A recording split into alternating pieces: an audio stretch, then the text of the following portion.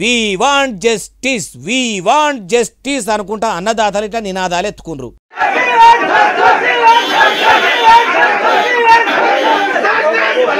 ఇక MRO office కాడ ఇట్లా రైతులు లొల్లి పెడుతుంటే వాళ్ళను ఆపేదందుకు పోలీసుల లాఠీల పానం టోపీలకు వచ్చినంత పని అయింది. వానలు పాడుగాను మేము 6 కాలం కష్టపడి రాత్రి పగలు రామగోసపడి కరెంటు పోతున్నా వస్తున్నా నారుకు నీరై ధాన్యం పండిస్తే చెడగొట్టు వానలు పాడుగాను మా చేతికొచ్చిన పంటను చెర్లబోసినట్టే చేసినాయి. ఇంకా కొన్నొద్దులు ఇట్లనే మొగులు మెత్తమెత్తగా ఉంటే ఈ ఒడ్లు మొత్తం మొలకలొచ్చుడు గ్యారంటీ అని తడిసిన ధాన్యాన్ని తహసీల్దార్ ఆఫీసు ముంగట ఇంటి ముంగట వాకిట్లా మక్కలు కదా ఎండబోసినట్ట అరబోసిర్రు. మరి వీళ్ళ డిమాండ్ ఏంది అంటే మర్యాదగా మా ఒడ్లు కొనుండ్రి, మీ ఐకేపీ సెంటర్లలో అధికారులు అందుబాటులో ఉండి యాళ్లకు ఒడ్లు కొంటే మాకు ఈ గతి పట్టకపోవు అని ఇట్లా వాళ్ళ బాధనంతా చెప్పుకుండ్రు. అయ్యా వ్యవసాయ మంత్రి తుమ్మల నాగేశ్వరరావు సారు, మీ ప్రభుత్వాధికారులే యాళ్లకు స్పందించి ఒడ్లు కొంటే ఇట్లా తహసీల్దార్ కార్యాలయం ముంగట ఒడ్లు పోసి నిరసన తెలిపే కాడికి రాకపోవు.